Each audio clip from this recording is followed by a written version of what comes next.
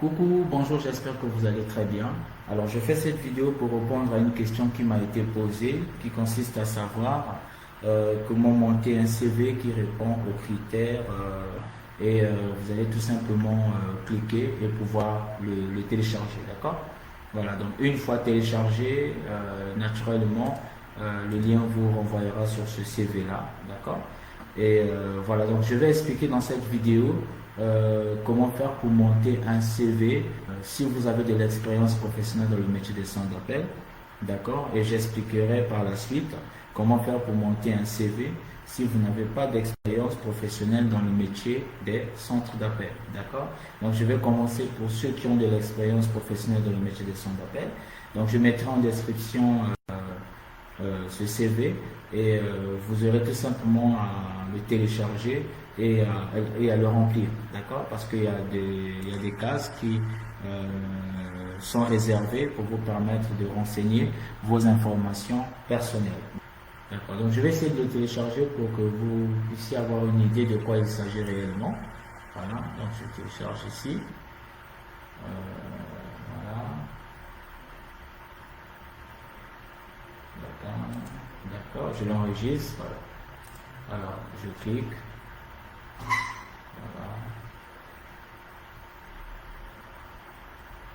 Voilà. Voilà.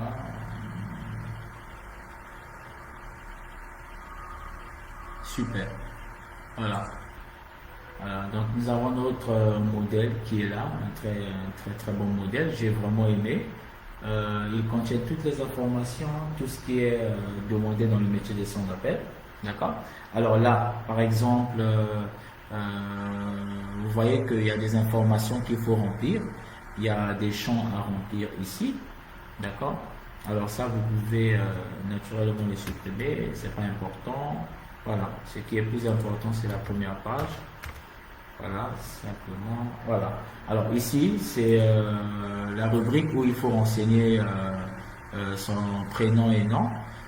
Cette rubrique-là n'est pas importante. Poste occupé, elle n'est pas importante. C'est la rubrique où il faut renseigner votre profil. Je vais l'expliquer. Alors ici, c'est la rubrique où il faut renseigner vos contacts, vos compétences informatiques. Voilà, ce sont des compétences informatiques qui sont plus demandées dans le métier des centres d'appel. Donc vous mettrez ici compétences informatiques. Voilà. Centre d'intérêt, ce n'est rien d'autre que les loisirs. D'accord? Vos loisirs. Ce que vous aimez, hein, le football, le basketball, etc. Voilà. D'accord? Et vous avez un champ pour vos expériences professionnelles. Voilà, un champ pour vos expériences professionnelles. Et vous avez un champ pour parler de vos langues. D'accord? Et vous avez un champ pour étaler votre parcours scolaire. D'accord? Donc nous allons revenir sur ce modèle-là. Il est déjà rempli. Je vais tout simplement vous expliquer maintenant. Voilà, donc ici, j'ai essayé de monter un CV pour une personne qui a de l'expérience professionnelle dans le métier des centres d'appel. D'accord? Et donc là, naturellement, vous avez le nom, le profil. Alors, étant donné que vous avez de l'expérience dans le métier des centres d'appel, vous avez eu à travailler en tant que formateur, superviseur, téléconseiller, télévendeur, d'accord? Il vous suffira tout simplement de renseigner ici le type de poste que vous avez eu à occuper pendant votre parcours professionnel, d'accord? Voilà. Et vous renseignez ici vos contacts, les compétences informatiques, d'accord? Alors, ce qui est plus recherché, hein, ce qui est demandé dans le métier de centre d'appel, c'est avoir une petite connaissance en Word. Word, c'est le logiciel de traitement de texte. L'Excel, c'est pas obligatoire, mais si vous avez une petite connaissance, il est important de le mettre, d'accord? L'Internet, c'est très important. Et si vous avez d'autres compétences informatiques, vous pouvez tout simplement les lister dans cette rubrique-là, d'accord? Et ici, c'est la rubrique loisirs, d'accord? Il vous suffira tout simplement de renseigner, de lister les loisirs que vous aimez, d'accord? Si c'est le football, le basketball, etc. D'accord? Voilà. Donc on va continuer. Alors la partie la plus importante, c'est la rubrique expérience professionnelle. Alors lorsque vous avez de l'expérience dans le métier de centre d'appel, d'accord, alors la première des choses, c'est le nom d'entreprise, le poste occupé et la ville, d'accord. Et ensuite, c'est les tâches que vous avez eu à accomplir durant cette période-là. D'accord. Par exemple, ici, j'ai mis West African Call Center 2021-2022, formateur à Dakar. Alors, les tâches accomplies, formateur campagne CPF. Alors, pour ceux qui ont de l'expérience professionnelle, il est très important de mentionner la nature de votre campagne. Est-ce que c'est une campagne française? Est-ce que c'est une campagne sénégalaise? Est-ce que c'est une campagne canadienne? Très important. D'accord. Voilà. Alors, deuxième expérience, à Perfect Phone, 2020-2021.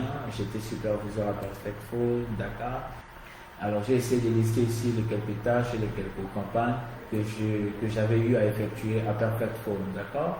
Alors, de 2019 à 2020, j'ai travaillé en tant que téléconseiller à Majorelle, d'accord. Vous voyez qu'ici, lorsque je mets téléconseiller, je mets le nom de la campagne pour me permettre juste en bas de citer ou de lister les tâches que j'ai eu à effectuer dans cette campagne-là. Par exemple, pour nos postes, j'étais au service après-vente ou le service de réclamation, et donc j'avais pour objectif d'accueillir les clients au téléphone, de les orienter, de les conseiller et de traiter leurs demandes naturellement, d'accord. Et voilà, juste avant Majorelle, j'ai travaillé à Mabicon de 2018 à 2019 et là-bas j'étais télévendeur, d'accord. J'ai fait le CPF là-bas et donc j'ai listé ici de manière explicite les quelques tâches que j'ai eu à effectuer en tant que télévendeur à Mabicon. La suite elle est logique, d'accord. Vous voyez ici que c'est l'expérience la plus récente que j'ai mis. J'ai commencé par l'expérience la plus récente, d'accord. J'ai mis 2021, 2022, 2020, 2021, 2019, 2020, 2018, 2019. Donc si vous voulez bien, 2018, 2019, 2019, 2020, 2020, 2021, 2021, 2022. C'est logique, d'accord. Donc essayez d'être logique en montant votre CV, d'accord. Ce qui est plus important quand vous avez de l'expérience professionnelle, c'est de renseigner le nom de la campagne et les tâches que vous avez eu à effectuer dans cette campagne-là. D'accord. Voilà. Après la rubrique expérience professionnelle, la deuxième rubrique à remplir, ce sont les langues. Il vous suffira tout simplement de renseigner ici les langues que vous parlez, le français, lu, parlé et écrit, ou alors courant par exemple, ça dépendra des langues que vous parlez. D'accord. Si vous parlez le français, l'anglais, l'espagnol, vous pouvez les lister dans cette rubrique-là. D'accord. Voilà. Alors la dernière rubrique, c'est la rubrique formation. Ici, il vous suffira tout simplement d'étaler de manière explicite votre parcours ou votre cursus scolaire. D'accord. Voilà. Donc si vous mettez en place un CV avec ces informations comme je viens de l'expliquer, si vous avez de l'expérience professionnelle, d'accord, vous avez non seulement un CV simple, d'accord, mais un CV explicite et qui attire l'attention du recruteur, d'accord. Voilà. Donc nous allons passer au deuxième type de CV pour ceux qui n'ont pas de l'expérience professionnelle, d'accord. Qu'est-ce qu'il faut mettre comme information? Voilà, naturellement c'est nom, prénom, profil. Alors au niveau du profil, vous devez renseigner recherche d'un emploi ou à la recherche d'un emploi, d'accord. Alors quel est le poste voulu, d'accord. Vous voulez travailler en tant que qui? Alors par exemple là je mets téléconseiller et télévendeur. Donc je suis à la recherche d'un emploi pour travailler en tant que téléconseiller ou télévendeur. Au niveau des contacts, vous renseignez vos contacts. Au niveau des compétences informatiques, vous les renseignez. Très important, je l'ai dit, les logiciels les plus demandés dans le métier des centres d'appel, c'est le Word. D'accord. Si vous connaissez, si vous avez des notions en Excel, vous mettez Excel. Si vous n'avez pas de notions en Excel, il n'y a pas, c'est pas un problème. Voilà, Internet. Voilà, c'est ce qui est demandé. Alors si vous avez naturellement beaucoup plus de compétences en informatique, vous pouvez lister vos compétences, c'est pas un problème. Au niveau de l'expérience professionnelle, comme je l'ai dit lors de mes 2 premières vidéos, que je vous conseille de suivre d'ailleurs, d'accord, pour avoir un peu plus d'éléments, étant donné que vous n'avez pas de l'expérience professionnelle. Donc je l'ai dit que sur votre CV, vous devez renseigner ou mettre 4 expériences professionnelles. Alors les 2 premières expériences doivent avoir un rapport direct avec tout ce qui est communication, marketing et vente, d'accord?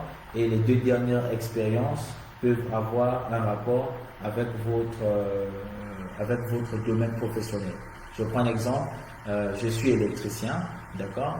Alors, j'essaie de mettre en premier lieu les 2 premières expériences, des petites expériences comme marketeur à Orange Sénégal, si vous avez bien sûr cette expérience. Si vous n'en avez pas, essayez de réfléchir sur des petites expériences que vous avez eu à effectuer comme vendeur. Par exemple, si vous avez vendu dans la boutique familiale, comme je viens de le renseigner ici, essayez de les mettre en tête sur votre CV, et les 2 dernières expériences, vous pouvez naturellement renseigner les expériences que vous avez dans votre domaine professionnel. D'accord?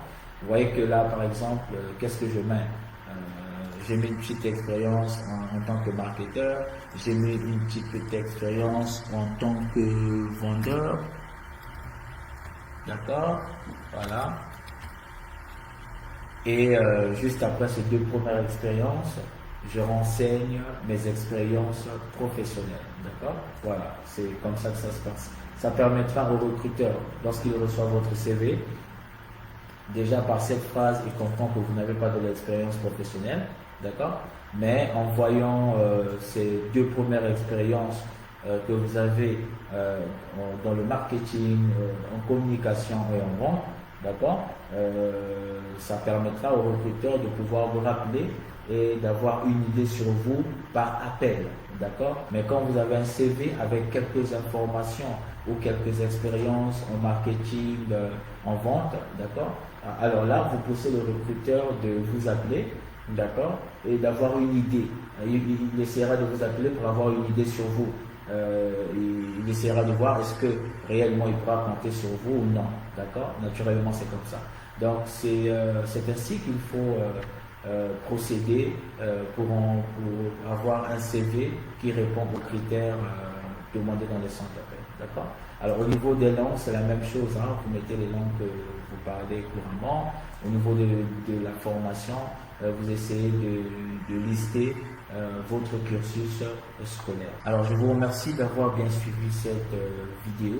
Alors je suis en train de préparer une prochaine vidéo qui parlera des questions, exclusivement des questions qui viennent en entretien, et en même temps je donnerai des réponses adéquates à ces questions-là, parce qu'il y a quelques personnes qui m'ont posé cette question, mais quelles sont les réponses que nous devons utiliser pendant nos entretiens physiques ou téléphoniques, d'accord.